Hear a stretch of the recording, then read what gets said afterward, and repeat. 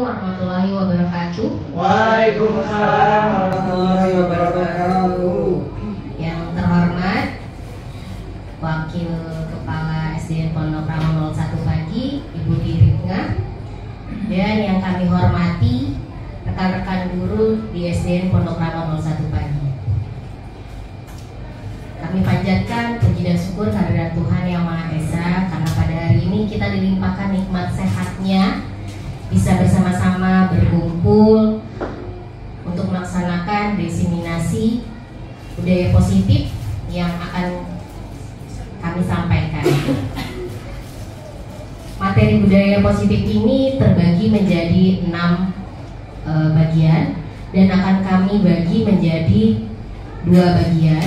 Yang bagian pertama akan dipaparkan oleh Bapak Rizal. Bagian kedua akan dipaparkan oleh saya. Teman-teman mohon kesabarannya, keikhlasannya untuk sama-sama kita melakukan diseminasi. Semoga semuanya berjalan dengan lancar. Sebelum kita mulai, mari sama-sama kita mengucapkan basmalah. Bismillahirrahmanirrahim. Untuk mengefektifkan waktu, untuk paparan yang pertama akan disampaikan oleh Bapak Fahrul Rizal. Waktu dan tempat saya persilahkan. Terima kasih Ibu Diana yang sudah memberikan waktunya. Ya, saya akan mencoba pantun dulu. Ya, tapi saya mau nyontek. Belum. Saya nyontek. Ya. Izinnya berdiri ya. Ya, siap. Pergi ke toko membeli parfum. Cakep. Dapat hadiah sepotong coklat. Cakep. Saya ucapkan assalamualaikum. Semoga presentasi ini bermanfaat. Boleh tepuk tangannya. Ya. Satu lagi dong. Satu lagi. Oke, satu lagi, Pak Husni. Satu lagi nih. Siang-siang pergi ke kondangan. Cakep. Pulangnya dapat kue ketan. Cakep. Sebelum kita masuk ke inti bahasan, mari kita saling berkenalan. Oke, karena Bapak Ibu sudah tahu, mungkin sekilas saja. Nama saya Fahrul Rizal, saya guru PJOK. Ya, calon guru penggerak angkatan 10. Ya, mohon doa dan bimbingannya dari Bapak Ibu semua. Ya,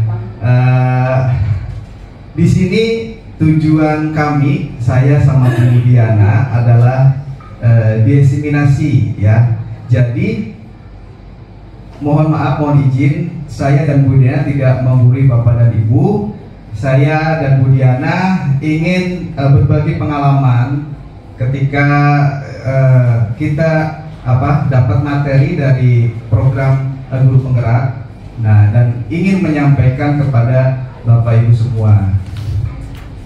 Nah, dari judulnya diseminasi, menyebarkan pemahaman dan penerapan pengalaman budaya positif. Nah, Bapak Ibu sudah tahu diseminasi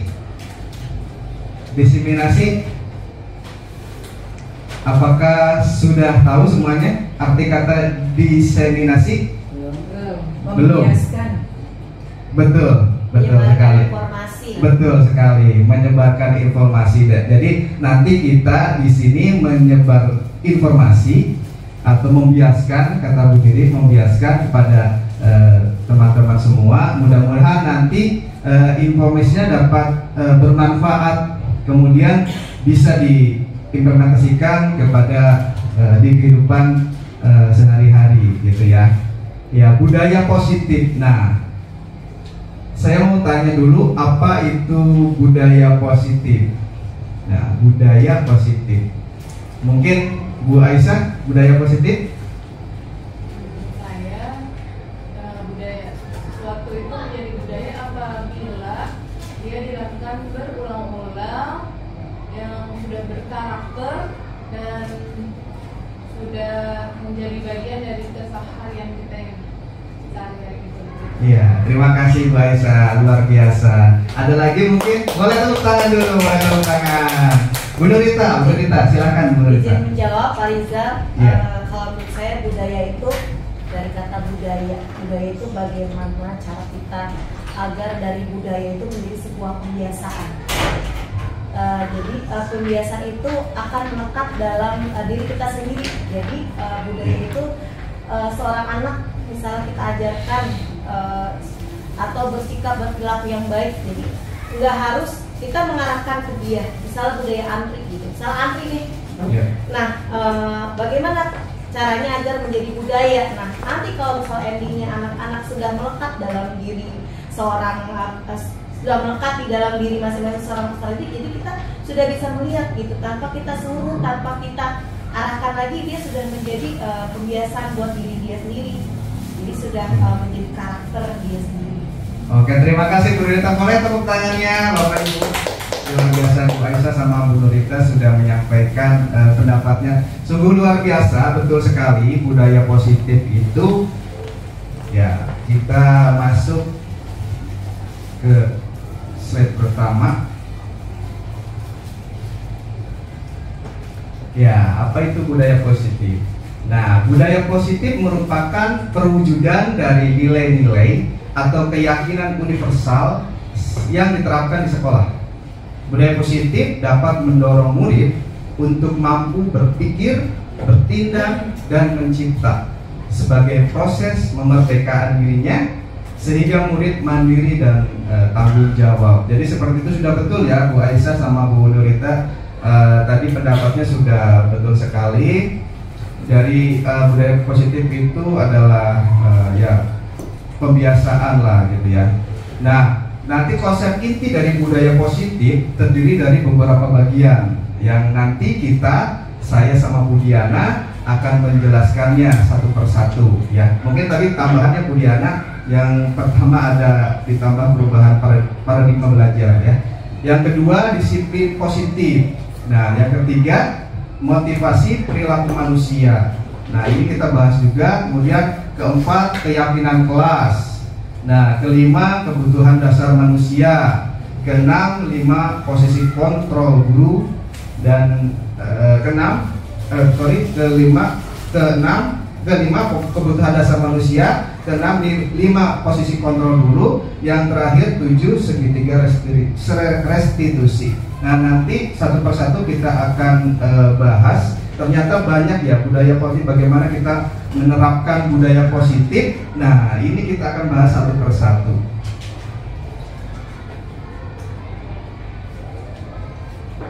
Ya, saya juga mau tanya dulu untuk budaya positif yang pernah kita atau di sekolah kita pernah lakukan, diantaranya apa saja Bapak dan Ibu? Kalau budaya positif. Pembiasaan 5S. Pembiasaan 5S. Lipu bang, betul. Antri. Betul sekali. Ya. Ternyata di sekolah kita sudah ada juga budaya positif yang sudah dilakukan ya. Yang sudah dilakukan, tetapi mungkin ada kebiasaan-kebiasaan yang belum maksimal, ada yang masih butuh proses gitu kan, masih belum maksimal dilakukan gitu. Nah, untuk mencapai itu, misalnya dalam 5S nih, dalam 5S misalnya menyambut siswa di sekolah, ini kita sudah menjalankannya ya Bapak Ibu. Dan saya setiap berangkat sekolah, saya selalu melihat ada seseorang yang sedang berdiri di gerbang gitu. Jadi saya luar biasa itu, dan seseorang itu adalah Ibu Rodia. Ibu Rodia. Saya sedang berangkat ke sekolah ya, itu selalu Bu Rodia yang pertama di gerbang gitu. Luar biasa. Nah, itu nanti ada kaitannya Bu Rodia. Apakah itu motivasi dalam diri atau motivasi dari luar gitu ya? Nanti kita akan bahas gitu. Tapi luar biasa Bu Rodia. Dan Bapak Ibu semua juga ini sebagai pembelajaran juga bagi saya juga. Masih kadang-kadang tidak seperti Bapak Ibu guru. Maka yang selanjutnya, nah, perubahan paradigma baru. Nah, jadi pembelajaran dengan paradigma baru merupakan pembelajaran yang dirancang berdasarkan prinsip pembelajaran berdiferensiasi, sehingga para peserta didik belajar sesuai kebutuhannya berdasarkan tahap perkembangan sesuai teori psikologi modern untuk mewujudkan profil pelajar Pancasila. Nah, kita tidak asing lagi yang namanya dengan kata berdiferensiasi. Nah, berdiferensiasi itu apa sih? Berbeda. Berbeda, kata Bu Nur. Apa lagi? Beragam, memperhatikan perbedaan. Ada lagi, Pak Husni? Ya, silakan Pak Husni. Ya, ada lagi? Ya, jadi berdiferensiasi itu betul sekali, itu perbedaan atau kalau kita kaitkan dengan pembelajaran di sekolah, ya, kita harus memperhatikan kebutuhan murid. Jadi kalau menurut filosofi Ki Hajar Dewantara, sekolah itu adalah ibarat kebun. Nah, kebun itu ada banyak tanaman, ya, yang kita bagaimana caranya tanaman itu subur, gitu ya. Bagaimana tanaman itu tumbuh berkembang dengan baik lalu berbuah lebat, gitu. Bagaimana caranya? Gitu kan, itu kan ada treatment tertentu. Mungkin Mas Erwin sudah paham betul ya bagaimana caranya. Nah, sekolah diibaratkan seperti itu menurut filosofi pendidikan Ki Hajar Dewantara.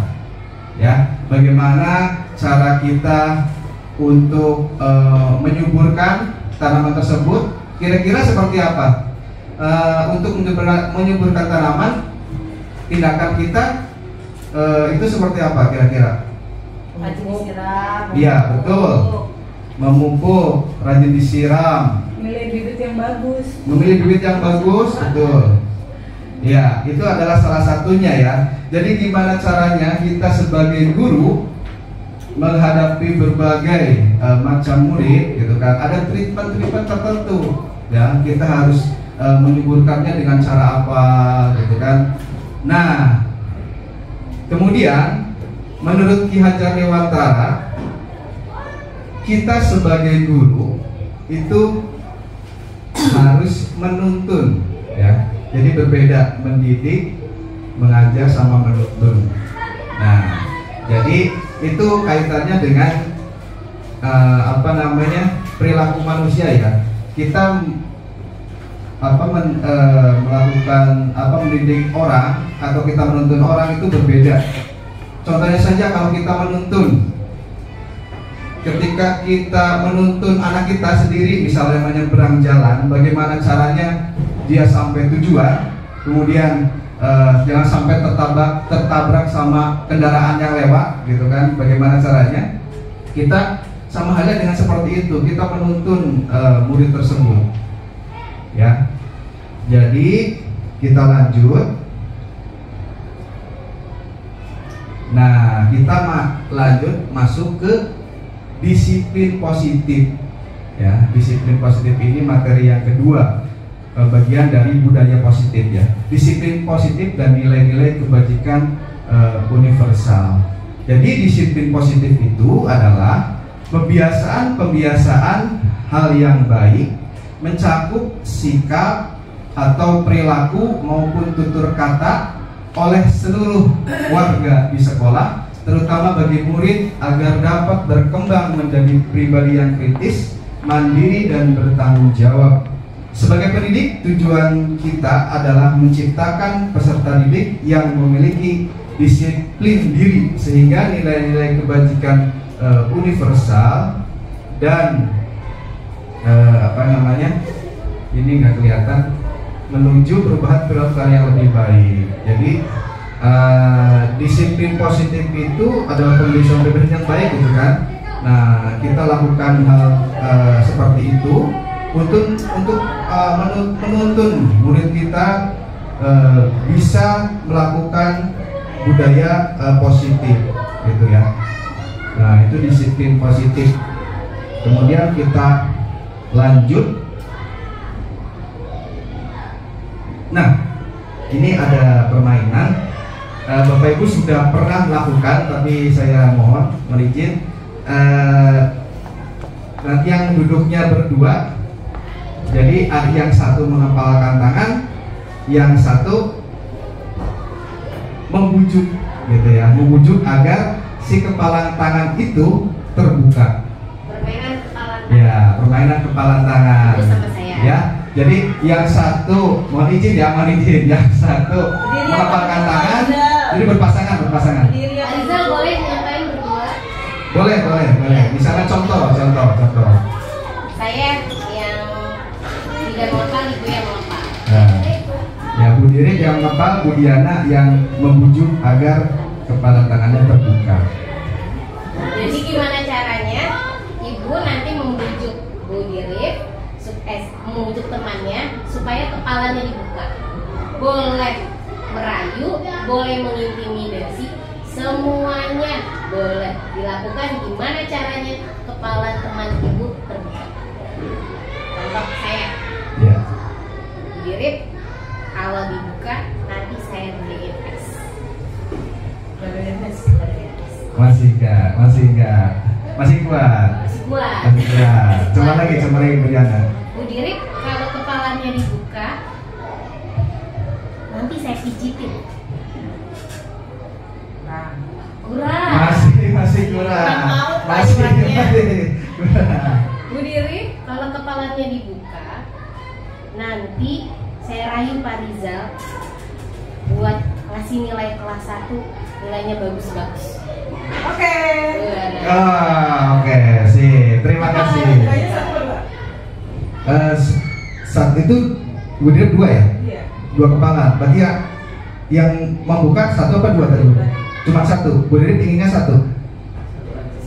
Satu dulu. Kali ada tawaran yang lebih baik. Oke.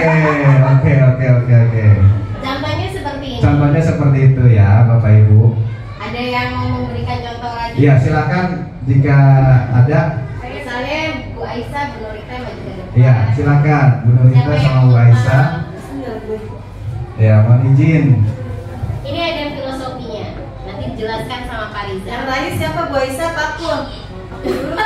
Iya. Rayu gampang, rayu Bu Aisyah ya. Yang ngobrol dulu. Gimana gini aja? Kayak tadi saya ngomongin. Gimana gini aja gini. Iya, biar kamera. Silakan, aku dirayu. Iya. Ayo. Dirayu. Buka apanya dulu nih?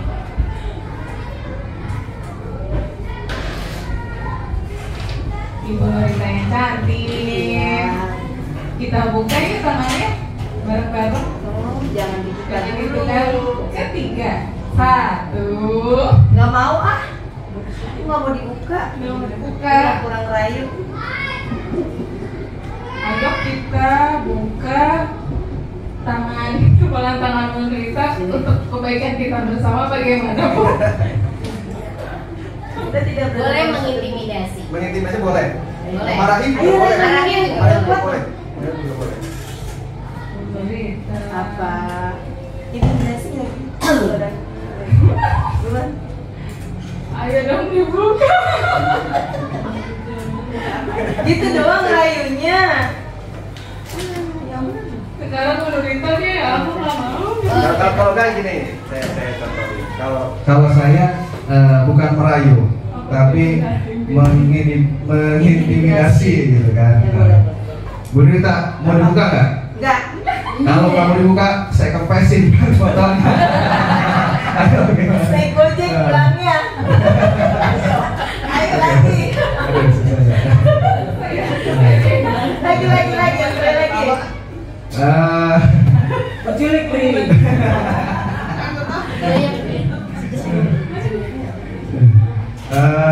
Mau dibuka nggak? Enggak mau. Mau dibuka? Enggak. Harus dibuka? Enggak. Harus dibuka? Enggak.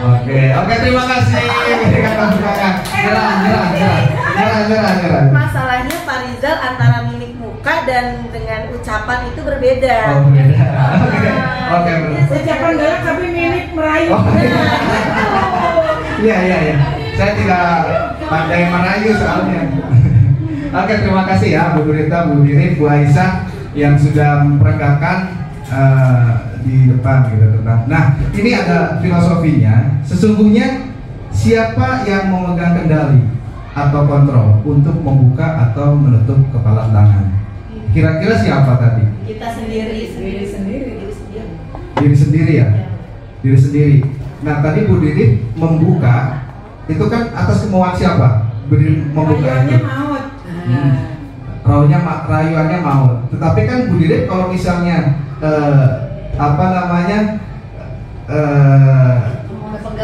berpegang teguh gitu kan, berpegang teguh itu tidak mau membuka, berarti kan Bu Dini sendiri yang memegang kendali gitu ya. Jadi intinya itu Bapak dan Ibu, jadi semua anak, semua manusia, semua murid, jadi kita tidak bisa memaksa murid ya. Ini yang kita sudah pelajari. Jadi kita tidak bisa memaksa murid untuk melakukan tindakan yang kita inginkan ya, kita tidak bisa. Ya, kembali lagi tadi, kita hanya bisa menuntun murid, mengarahkan. Menuntun murid itu adalah bisa juga mengarahkan, memotivasi gitu. Jadi menurut filosofi Ki Hajar Dewantara, anak-anak itu seperti kertas yang buram, yang sudah ada gitu kan, yang masih buram.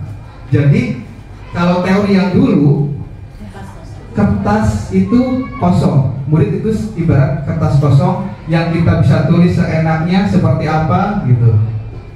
Namun seiring berjalan waktu menurut Ki Hajar Dewantara, jadi murid itu sebagai kertas yang sudah sudah buram. Nah, kita sebagai guru hanya bisa menebalkan ya, menebalkan tulisan-tulisan itu. Ternyata sudah ada gitu kan, perilakunya, sifatnya, segala macam. Nah, kita hanya menebalkan. Makanya kenapa kita tidak bisa memaksa murid. Ya, jadi seperti itu ya, ini saling berkaitan. Nah, kemudian kita masuk sudah. Nah, ini kita masuk juga, ini berkesinambungan juga, berkaitan juga. Psikiater ini menurut psikiater dan pendidik Dr. William Glasser dalam kontrol teori yang kemudian hari ini berkembang dan dinamakan choice theory, meluruskan beberapa miskonsepsi tentang makna kontrol. Nah, yang pertama, ilusi guru mengontrol murid. Ya, itu hanya ilusi, Bapak Ibu. Ilusi guru mengontrol murid. Jadi sebetulnya murid tidak bisa, ya, tidak bisa dipaksa, tidak bisa dikontrol oleh keinginan kita, gitu. Kemudian yang kedua, ilusi bahwa semua penguatan positif efektif dan bermanfaat. Oke, ini penguatan positif efektif dan bermanfaat, tetapi jangka waktunya pendek, bukan jangka waktu yang panjang ya. Jadi untuk jangka waktu panjang ini hanya ilusi ya. Jadi hanya ilusi. Yang ketiga, ilusi bahwa kritik dan membuat orang merasa bersalah dapat menguatkan karakter. Nah, ini juga ilusi juga ya. Ini ilusi juga. Kemudian yang terakhir, ilusi bahwa orang dewasa memiliki hak untuk memaksa. Nah, kita tidak bisa sebagai orang dewasa, kita tidak bisa memaksa murid. Ini hanya sebuah ilusi. Kita lanjut.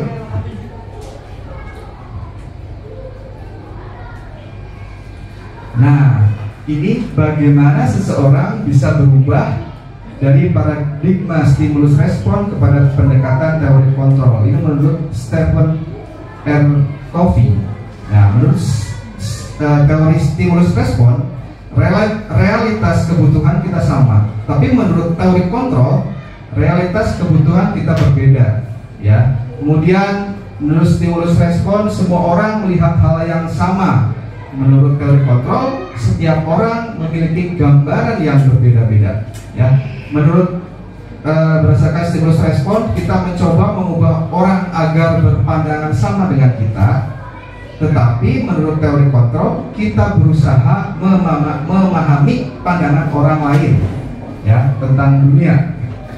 Kemudian perilaku buruk dilihat sebagai suatu kesalahan. Menurut teori kontrol semua perilaku memiliki tujuan, gitu ya. Jadi perilaku buruk itu pasti ada tujuannya. Nah, kemudian yang selanjutnya orang lain bisa mengontrol saya.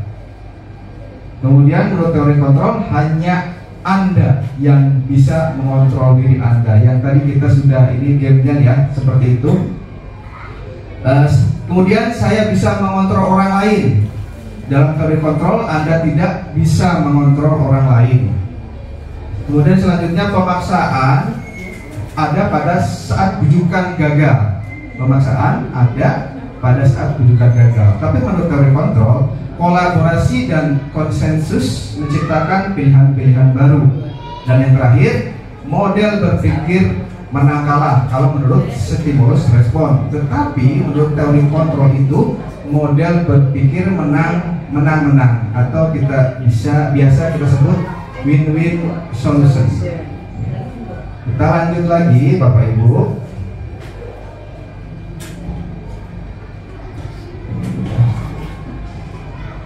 Nah, ini dia pemikiran Ki Hajar Dewantara. Ini sejalan dengan pandangan Diane Gosen, ya, bukan Diane Lewati, tapi Diane Gosen. Dalam bukunya Restructuring School Discipline tahun 2001, Diane menyatakan bahwa arti dari kata disiplin berasal dari bahasa Latin disciplina, yang artinya belajar. Kata disiplin juga berasal dari akar kata yang sama dengan disciple atau murid atau pengikut. Untuk menjadi seorang murid atau pengikut, seseorang harus paham betul alasan mengapa mereka mengikuti suatu aliran atau ajaran tertentu, sehingga motivasi yang terbangun adalah motivasi intrinsik, bukan ekstrinsik. Yang Bapak dan Ibu sudah tahu motivasi intrinsik dan ekstrinsik? Tahu. Ada yang sudah? Bu Nur, benar, silakan. Kalau motivasi intrinsik seperti apa? Motivasi intrinsik itu motivasi yang berasal dari diri anak itu sendiri. Motivasi intrinsik? Dari dalam diri anak itu sendiri. Oke. Nah, ya, kalau motivasi intrinsik itu berarti motivasinya berasal dari orang lain, dari lingkungan, bukan dari dia. Kadang motivasi itu malah terkesan memaksa dia, kalau misalnya dia tidak menyadari bahwa itu perlu. Oke, super sekali, benar. Terima kasih. Terima tepuk tangan boleh. Ya, luar biasa, itu betul sekali ya. Motivasi intrinsik itu terdapat pada diri kita sendiri ya. Kemudian ekstrinsik dari luar. Dengan kata lain, disiplin diri juga mempelajari bagaimana cara kita mengontrol diri dan bagaimana menguasai diri untuk memilih tindakan yang mengacu pada nilai-nilai yang kita hargai. Ya, nilai-nilai seperti apa nanti kita bahas ya, nilai-nilainya ya. Oke, kita lanjut.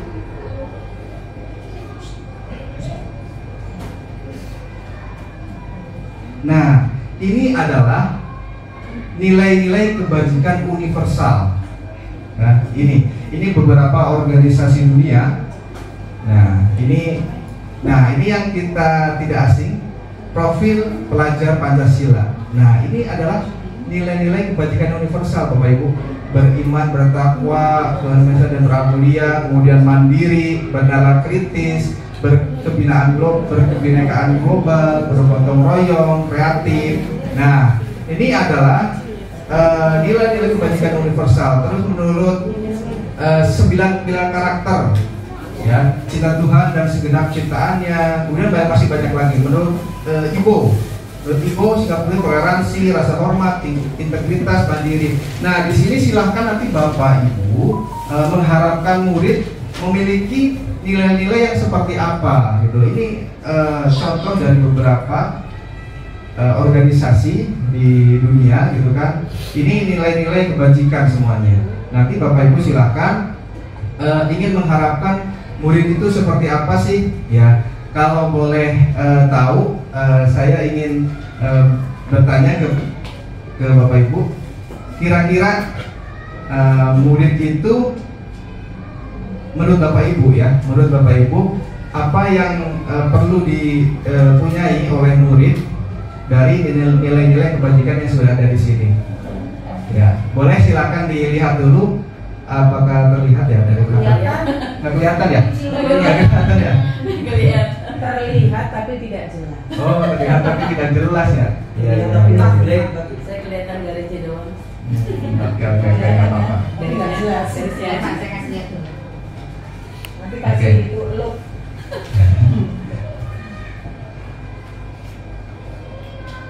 Ya, dibantu sama William ya. Nah, ini dia. Nah, ini lebih jelas ya. Nilai-nilai kebajikan. Kelihatan ya? Kelihatan. Silakan dilihat dulu. Nanti Bapak Ibu mengharapkan murid Bapak Ibu tuh mempunyai nilai-nilai kebajikan yang mana sih? Gitu pengennya. Ya, monggo dilihat dulu ya.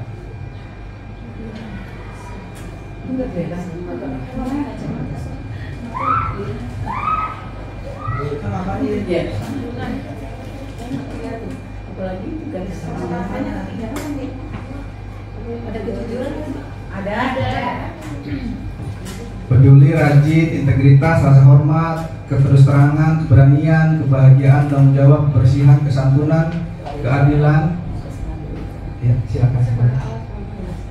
Pengabdian, komitmen, kreatif, baik hati, bijaksana, belas kasih, semangat, kesetiaan, bersyukur, percaya diri, kedermawan,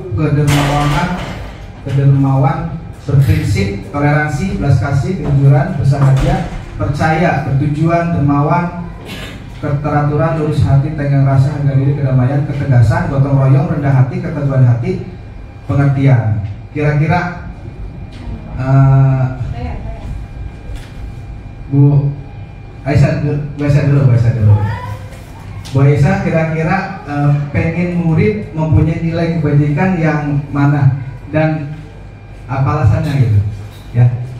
Ini murid saya memiliki nilai-nilai kebajikan peduli, Ya. komitmen, integritas, keadilan.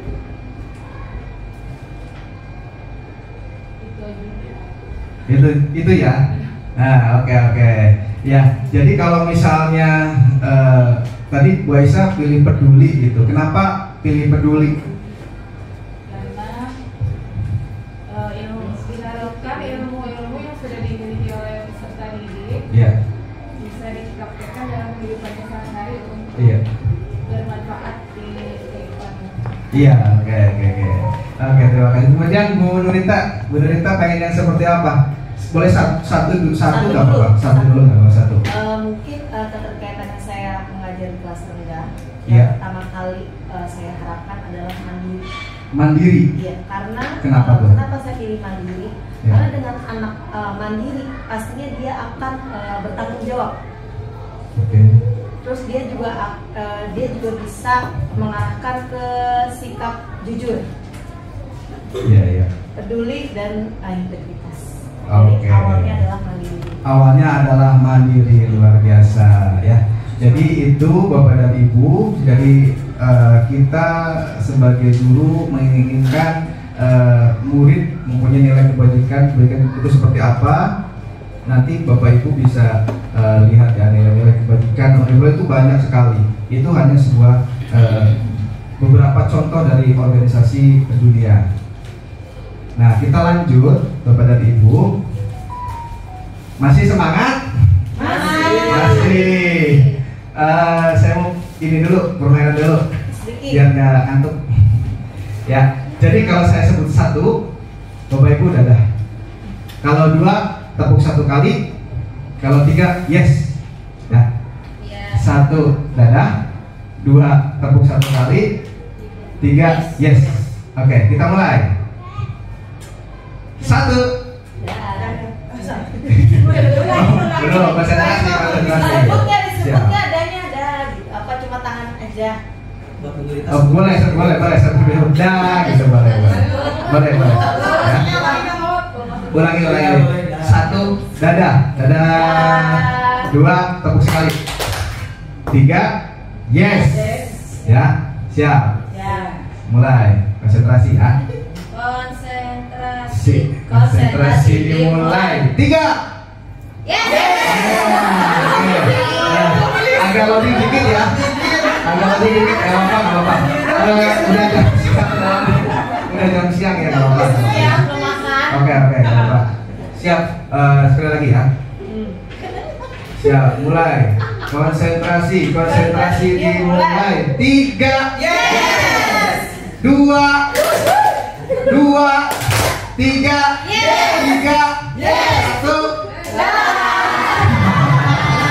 Oke, ada satu yang ini nggak apa-apa ya, masih kurang konsentrasi. Satu lagi. Nah, siap.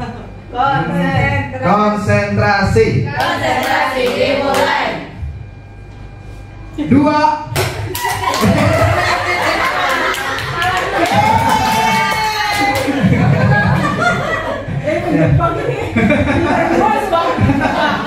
Bahasa ada. Oke, kita lanjut lagi. Kita lanjut. Bisa kalau dulu presentasi balas. 3P11. Nah, kita lanjut Bapak dan Ibu. Ini materi yang ketiga. Yaitu motivasi perilaku manusia. Ya. Ini agak serem ininya ya, saya buat agak serem. Ada laba-laba. Ya. Ini menurut kita masuk motivasi perilaku manusia materinya. Diana Gosen dalam bukunya Restructuring School Discipline menyatakan ada 3 motivasi perilaku manusia. Ini ada 3 ya. Yang pertama, untuk menghindari ketidaknyamanan atau hukuman. Nah, ini motivasi yang levelnya di bawah gitu ya, masih di bawah gitu kan. Kemudian yang kedua, ini masuk lagi ke levelnya naik sedikit, untuk mendapat imbalan atau penghargaan dari orang lain. Nah, itu motivasi yang kedua ya. Yang ketiga, ini yang paling bagus.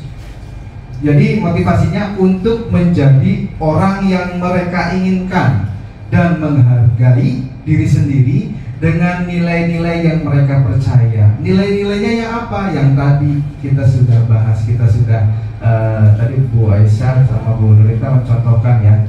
Jadi nilai seperti itu. Ya, nilai-nilai apa saja? Nilai-nilai kebaikan, nilai-nilai kebajikan gitu ya.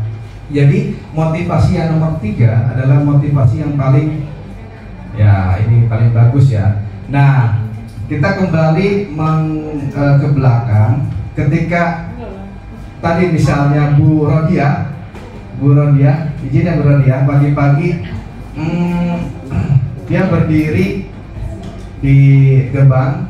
Nah, motivasi apa yang Bu Rodia terapkan? Apakah ini contoh saya sendirilah, kalau misalnya berangkat ke sekolah, motivasinya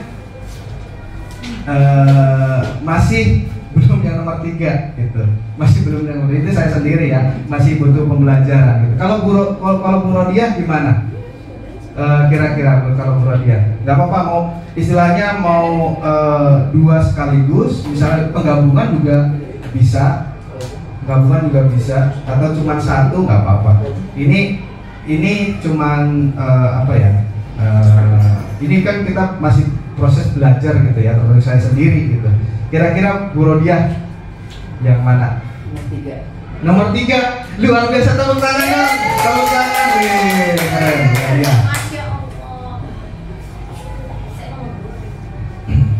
luar biasa. Bu Rodia sudah menerapkan motivasi yang ketiga, ya.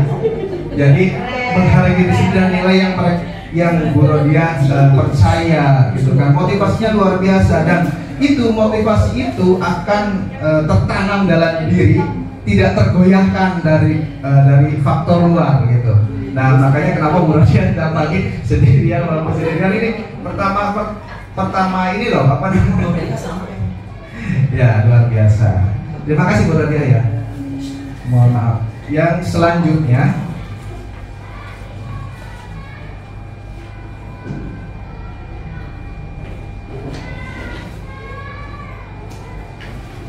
nah ini, sebagai seorang guru, saat Anda hadir mengajar di kelas tepat waktu, motivasi apakah yang mendasari tindakan Anda? Apakah Anda datang tepat waktu karena tidak ingin ditegur oleh atasan dan Anda, dan kemudian mendapat surat peringatan, menghindari ketidaknyamanan yang tadi nomor 1, atau Anda ingin mendapat pujian dari atasan Anda dan mendapat penghargaan sebagai karyawan atau guru berprestasi, ya, mendapat timbalan, gitu kan. Kemudian yang ketiga, Anda ingin menjadi orang yang menghargai waktu, menghargai diri Anda sendiri sebagai teladan bagi murid-murid Anda, agar Anda percaya tindakan Anda sebagai guru akan dicontoh oleh murid-murid Anda. Nah, yaitu menghargai nilai-nilai diri sendiri.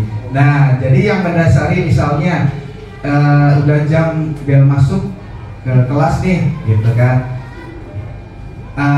Bapak Ibu ke kelas itu motivasinya saat mulai kelas tepat waktu, gitu ya. Motivasinya apa? Apakah takut ditegur sama kepala sekolah? Apakah ingin mendapat pujian dari atasan, dari kepala sekolah, atau memang ingin menghargai waktu, menghargai diri sendiri, gitu.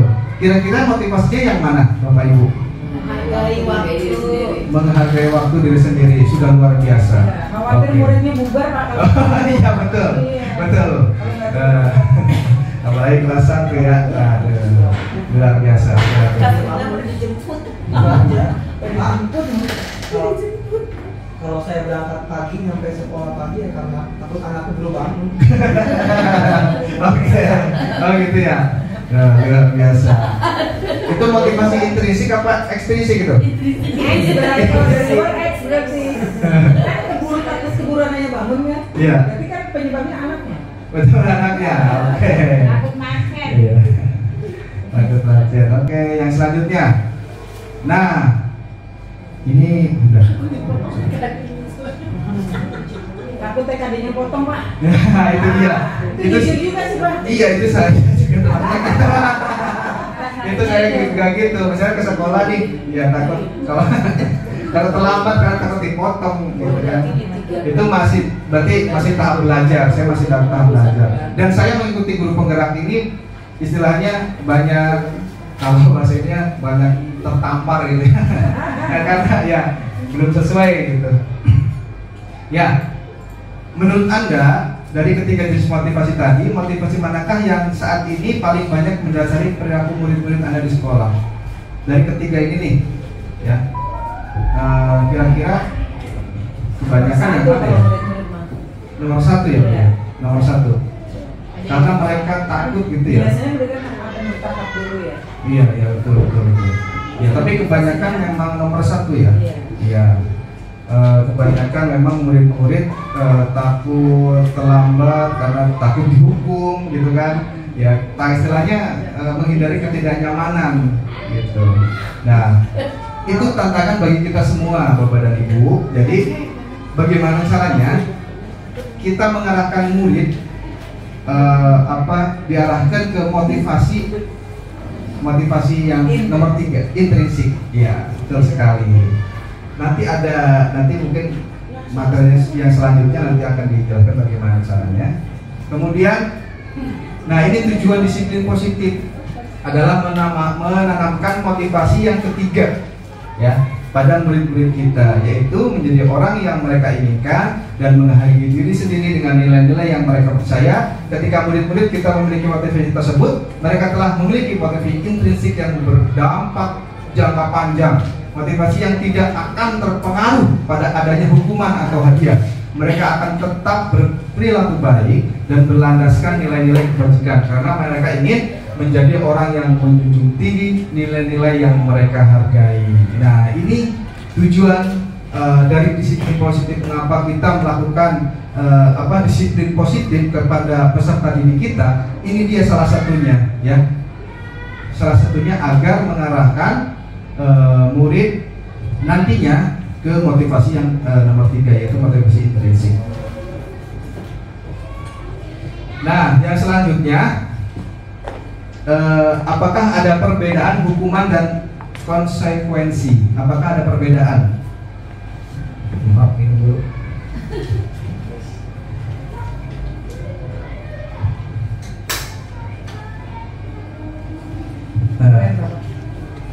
Apakah ada perbedaan?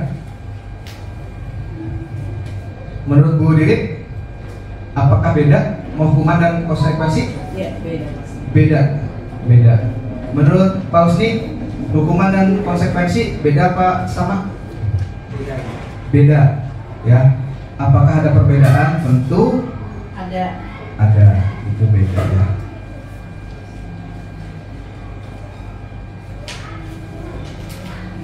Nah, konsekuensi yaitu sudah terencana atau sudah disepakati, sudah dibahas dan disetujui oleh murid dan guru. Umumnya bentuk-bentuk konsekuensi dibuat oleh pihak guru atau sekolah dan murid sudah mengetahui sebelumnya konsekuensi yang akan diterima bila ada pelanggaran. Misalnya dari aturan-aturan sekolah gitu kan. Murid, misalnya sekolah sudah membuat, murid sudah tahu. Nah, itulah disebut konsekuensi. Tetapi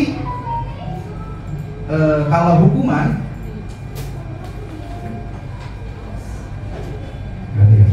kalau hukuman itu sifatnya apa ya? Spontan. Kalau hukuman itu spontan, dia tidak terencana. Kemudian misalnya ada kasus terlambat ke sekolah, misalnya suruh push up, suruh apa gitu. Sifatnya spontan dan tidak ada hubungannya dengan tindakan, ya. Kemudian, nah, Bapak dan Ibu, ini Bapak Ibu coba, ini konsekuensi atau hukuman gitu ya. Jadi yang pertama, lari mengelilingi lapangan basket 2 kali karena terlambat hadir ke sekolah. Konsekuensi apa hukuman? Hukuman. Ya. Betul. Yang kedua, membersihkan coretan yang dibuatnya di meja tulis. Hukuman atau konsekuensi? Konsekuensi, betul. Yang ketiga, murid diminta untuk push up 15 kali karena tidak menggunakan masker ke sekolah. Hukuman, betul. Yang keempat, berdiri depan kelas sambil mengangkat kaki 1 karena tidak bisa menjawab pertanyaan. Hukuman apa konsekuensi? Hukuman, betul. Yang terakhir, menggantikan kertas tugas teman yang telah dicoret-coret. Konsekuensi. Oke, Bapak Ibu sudah memahami ya konsekuensi dan hukuman. Berarti kalau begitu kita lanjut ke ini ada juga Bapak Ibu, dihukum oleh penghargaan, ya. Ini menurut Alfikon tahun 1993 mengemukakan baik penghargaan maupun hukuman adalah cara-cara mengontrol perilaku seseorang yang menghancurkan potensi untuk pembelajaran yang sesungguhnya.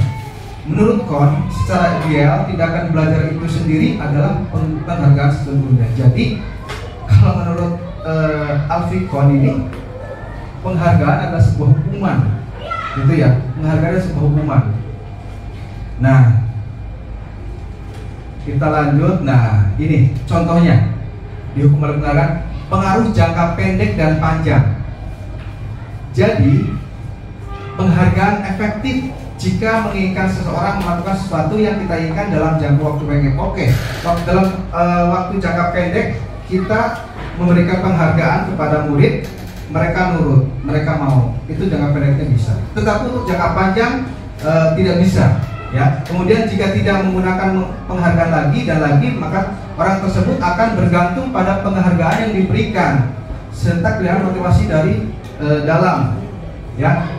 Jadi itu Bapak dan Ibu, jadi ketergantungan nantinya ya. Motivasinya adalah nanti bukan lagi mereka dari dalam diri, tetapi mereka motivasinya adalah ingin mengharapkan penghargaan.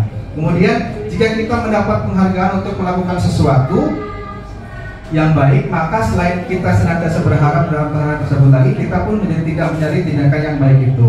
Nah, itu salah satunya menurut Afikon ya. Kemudian, nah, penghargaan tidak efektif. Ini juga ya, ini yang keduanya. Suatu penghargaan adalah suatu benda atau peristiwa yang diinginkan, yang dibuat dengan persyaratan. Hanya jika Anda melakukan hal ini, maka Anda akan mendapat penghargaan yang diinginkan. Jika saya mengharapkan sesuatu penghargaan dan tidak mendapatkannya, maka saya akan kecewa dan berkecil hati. Itu ya. Ini salah satunya. Kemudian dilanjut, penghargaan menghukum. Nah, penghargaan menghukum. Jadi penghargaan menghukum mereka yang tidak mendapat penghargaan. Misalnya dalam sistem ranking, mereka yang mendapatkan ranking kedua akan merasa paling dihukum. Kemudian memberikan penghargaan dan hukuman adalah hal yang sama, karena keduanya mencoba mengendalikan perilaku seseorang. Nah, ini dampaknya ya. Jadi kita mengendalikan perilaku seseorang karena kita memberikan penghargaan. Kemudian karena orang pada dasarnya tidak suka dikendalikan. Semua orang ya, dalam jangka waktu lama penghargaan akan terlihat sebagai hukuman. Yang terakhir, jika suatu penghargaan diharapkan namun Anda tidak mendapatkannya, Anda akan merasa dihukum. Nah, kemudian ini, saat seorang anak belajar untuk pertama kali menggabungkan huruf-huruf dan kata-kata serta menyadari bahwa ia dapat membaca, timbul pijar di matanya dan senyuman di wajahnya. Anak tersebut begitu gembira bahwa ia telah mempelajari dan menguasai suatu keterampilan baru. Kesadaran akan kemampuan bahwa dia sudah dapat membaca sesungguhnya sudah merupakan sebuah penghargaan. Nah, jika kita memberikan penghargaan kepada orang atau seorang anak pada saat dia sedang merasa bangga dengan pencapaian sendiri, maka kita akan mengambil kegembiraan yang saat itu sedang dirasakan secara alamiah. Begitu ya, Bapak Ibu. Kita lanjut. Nah, kita lanjut ke materi yang terakhir dari saya. Keyakinan kelas. Keyakinan kelas merupakan kesepakatan kelas yang diyakini bersama guru dan murid dengan harapan dapat meningkatkan kedisiplinan murid. Keyakinan kelas berupa pernyataan universal dibuat dalam bentuk positif dan bersifat abstrak. Keyakinan kelas hendaknya tidak terlalu banyak sehingga mudah diingat dan dipahami. Semua warga kelas ikut berkontribusi dalam pembuatan keyakinan kelas lewat kegiatan mengutarakan pendapat. Nah, sekarang Bapak Ibu, keyakinan kelas sama aturan kelas itu sama atau berbeda? Berbeda. Mirip-mirip lah. Mirip-mirip. Ada lagi? Beda. Keyakinan kelas sama aturan kelas? Beda. Yang membedakannya? Boleh dilakukan. Ketika menyusun. Izin ya Bu, izin ya. Izin. Ini menurut pendapat saya Pak. Iya, boleh. Kalau menurut saya, kalau aturan itu setiap kita berada dimanapun itu pasti ada aturan ya, yang baku, yang harus dilaksanakan dan tanggung jawab gitu. Yang membuat pun itu biasanya sudah melalui tidak melalui, mungkin bisa juga melalui hasil musyawarah, mungkin tidak alamiah. Kalau keyakinan kelas yang sudah saya praktekkan di kelas ini, saya laksanakan melalui apa yang ingin diharapkan anak-anak di kelas ini. Jadi apa yang ingin anak-anak capai di kelasnya itu pengennya seperti apa. Jadi yang saya capai itu anak-anak, saya bertanya kepada anak-anak, kamu ini kelas seperti apa sih? Nah, setelah itu anak-anak sudah menuliskan, kita sudah merinci secara detail. Di akhirnya itu anak-anak kita teken kontrak, teken kontrak itu anak-anak menandatangani apa yang menjadi sebuah keyakinan di kelas itu, sehingga anak-anak melaksanakan keyakinan itu. Kalau menurut saya lebih bagus ke keyakinan kelas, jadi anak-anak dia ada suatu tanggung jawab sendiri karena dia sudah menandatangani keyakinan kelas itu. Jadi lebih kepada keyakinan kelas, jadi sehingga menjadi lebih aman banyak lagi. Oke, terima kasih Bu Lita. Ada lagi mungkin Bu Diri? Tadi keyakinan pendapat saja nih. Ya kira-kira sama dengan yang disampaikan Bu Lita. Keyakinan kelas itu lebih ke kesepakatan yang yang dibuat bersama, Iya. apa yang pengen dicapai oleh kelas itu disepakati bersama sehingga dilaksanakan bersama. Iya, oke. Nah, menurut Bapak Ibu bagus aturan kelas atau keyakinan kelas? Keyakinan kelas. Keyakinan kelas. Menurut Pak Husni, keyakinan kelas atau aturan kelas? Keyakinan kelas. Keyakinan kelas, oke, luar biasa.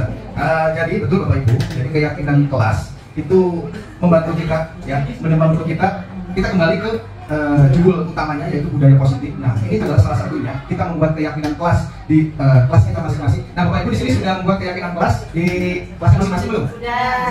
Sudah. Ada yang belum? Udah dong. Sudah semua ya, alhamdulillah.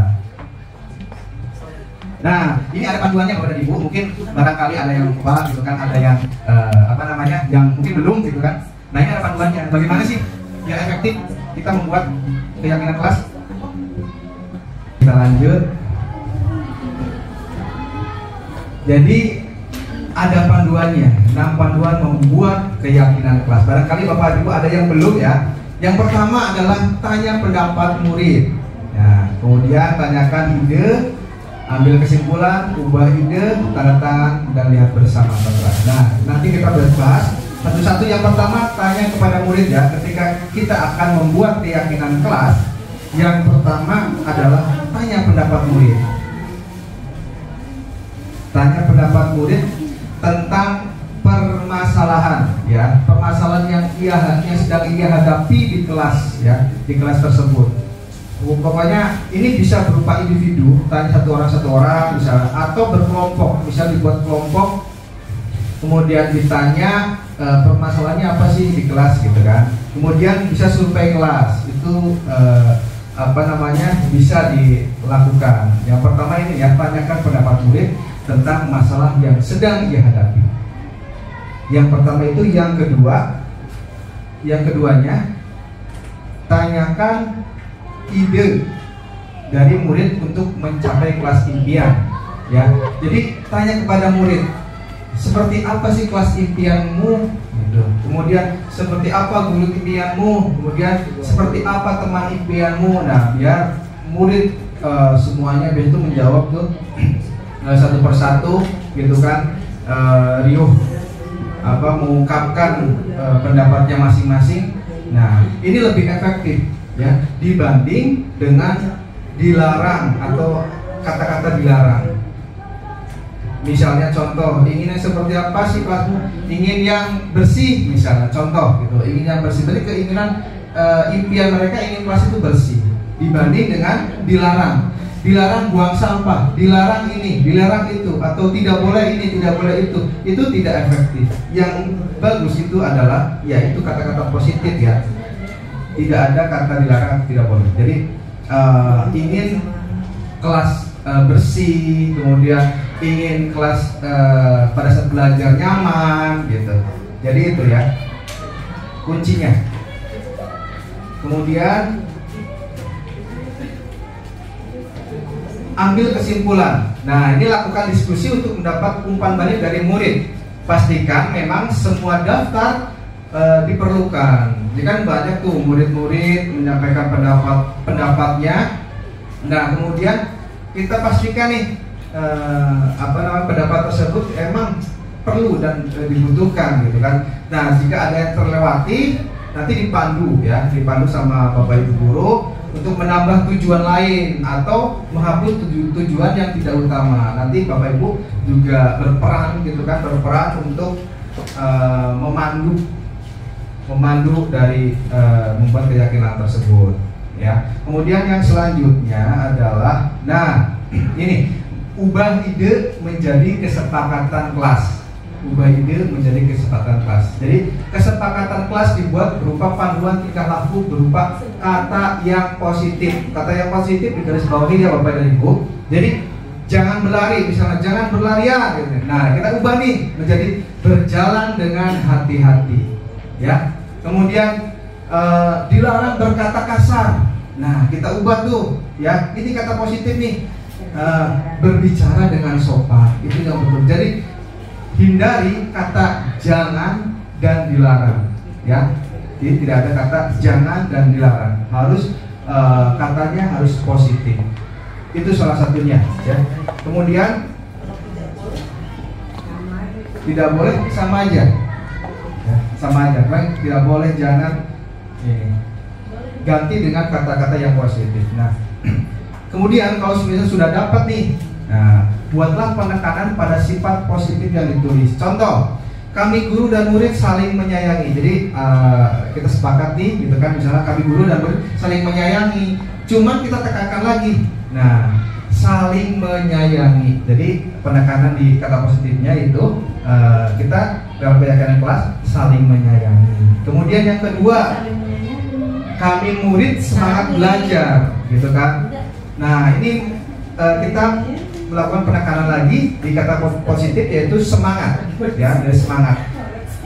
Kemudian kami murid yang peduli dengan teman-temannya, misalnya saling membantu, gitu kan? Nah, kita tekankan lagi di kata positifnya atau sifat positifnya, yaitu peduli. Jadi seperti itu ya, Bapak dan Ibu. Ya, siap. Oke. Nah, setelah itu kita tanda tangani kontrak kesepakatan. Mau berupa tanda tangan, ucap janji atau nama? Ya. Ini namanya Romanto ini. Ya, jadi boleh terserah. Yang penting semua anak bisa terlibat ya. Tujuannya adalah tanda tangan kontrak adalah supaya agar anak itu merasa memiliki, merasa membuat ya, merasa membuat kesepakatan kelas tersebut gitu. Kemudian nah ini contohnya kesepakatan kelas. Nah, ini contohnya ya.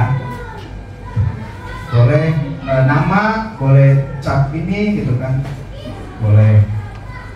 Yang penting kata-katanya semuanya positif. Ini kata-kata yang universal juga, yang tadi bagian universal. Jadi seperti ini, tidak ada kata dilarang, jangan ini, dilarang itu, nggak ada. Ya, kalau dilarang biasanya identik dengan aturan biasanya ya.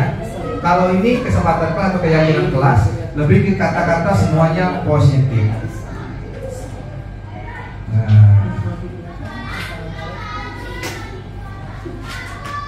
Kita lanjut. Nah, yang terakhir, lihat bersama kesepakatan kelas. Jadi tanyakan kepada murid bagaimana perkembangan dalam melaksanakan keyakinan kelas. Tanyakan kepada murid apa ada yang harus diubah atau ditambah dari kesepakatan kelas. Nah, ini fleksibel juga ya. Nanti Bapak dan Ibu boleh juga tidak stuck, itu keyakinan kelasnya bisa diubah juga ketika ada murid yang tidak sesuai dengan kesepakatan kelas. Misalnya apa contohnya ya? Misalnya tidak bertanggung jawab, misalnya gitu, ada keyakinan kelas yang bunyinya bertanggung jawab, tetapi ada anak yang tidak bertanggung jawab. Nah, nanti tanyakan dulu dan diskusikan di kelas, kenapa tidak bertanggung jawab gitu kan? Apakah ini sulit dilakukan atau bagaimana? Kita diskusi nanti ya. Nah, ini biasanya di awal tahun ajaran baru. Nah, sebentar lagi kan awal tahun ajaran baru ya Bapak Ibu. Nah, boleh nanti kita buat kesepakatan kelas di kelasnya masing-masing. Kemudian sebelum menjalankan aktivitas baru, nah ini penting, perlu diingatkan setiap kita masuk ke kelas ya, itu kita ingatkan kembali. Nanti kita buat tempel berupa tadi ya, seperti poster gitu kan, kita tempel di kelas. Kita setiap hari kalau memungkinkan ya, kalau bisa kita bacakan dulu kesepakatan kelasnya gitu. Untuk apa? Untuk agar mereka mengingat gitu ya, agar mereka mengingat kesepakatan kelas yang sudah mereka buat itu, biar agar tidak lupa.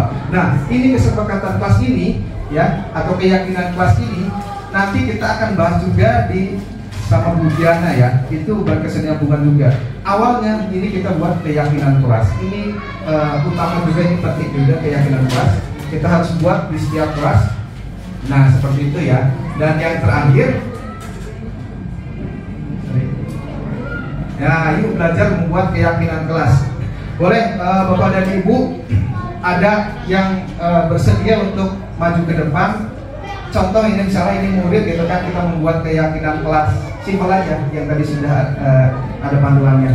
Kita belajar praktek. Ada Bapak Ibu? Boleh tak? Murid sebagai guru, ini sebagai anak-anak gitu kan.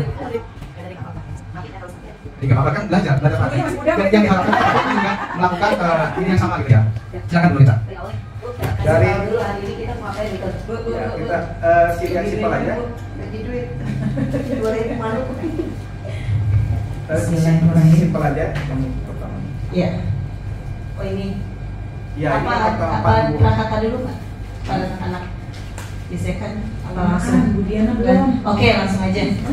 Baik anak-anak, hari ini kita akan membuat kesepakatan kelas atau keyakinan kelas. Kelas seperti apa yang akan kalian impikan? Kelas yang bersih. Pinter Ani. Tanyakan masalah yang sedang dihadapi dalam masalahnya dulu. Oh iya. Oke. Pak, ini kan di awal pembelajaran anak-anak otomatis dia belum tahu permasalahan ini. Misalnya apa namanya di permasalahan, misalnya kan ada anak yang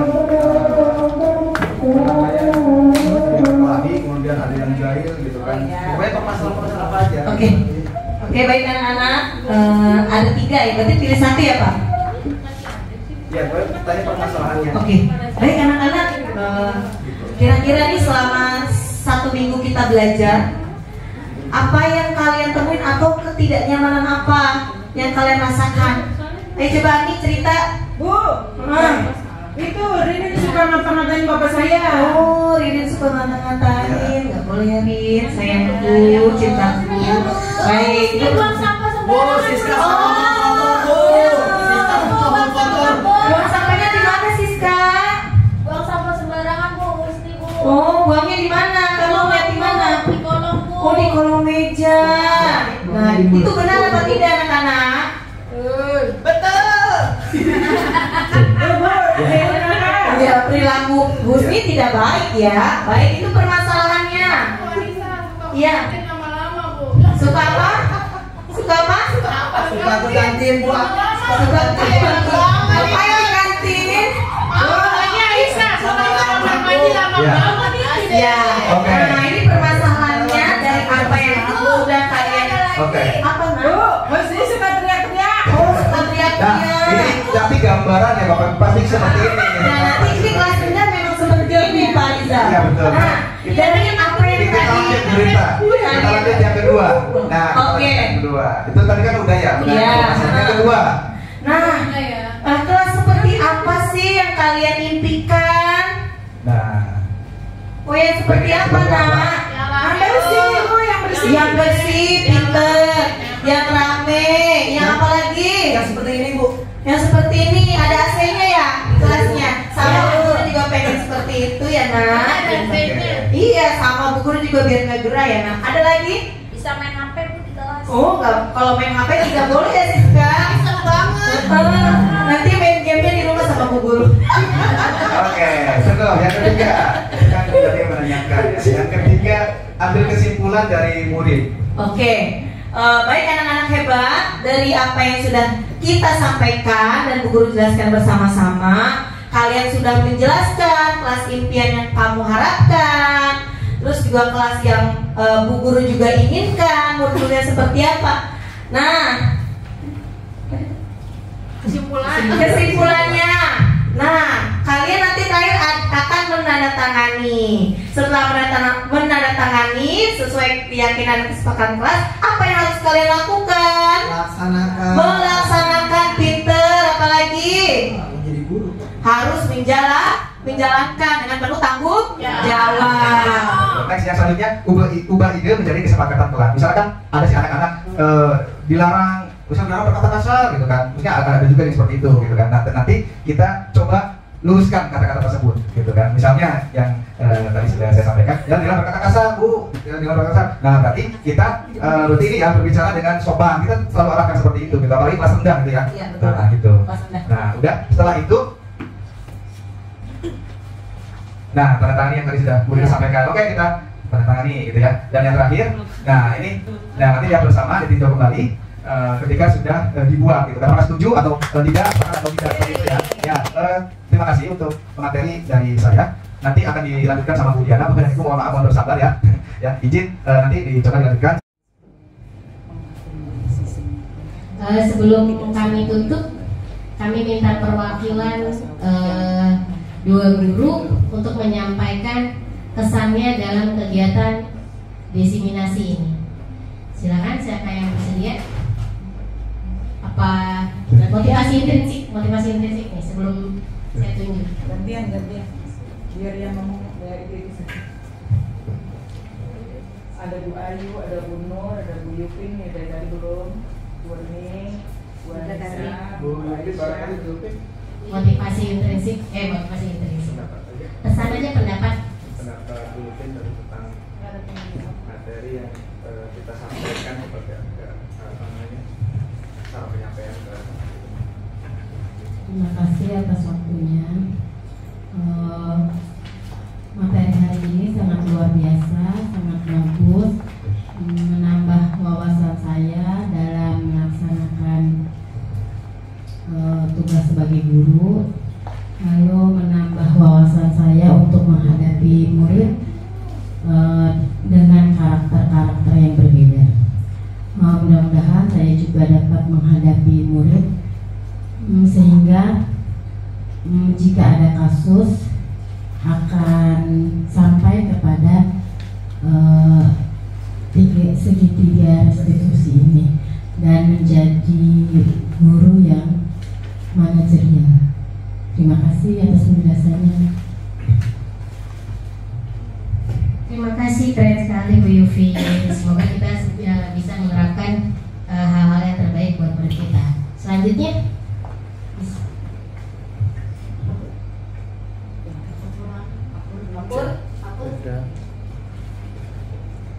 Bu Anissa.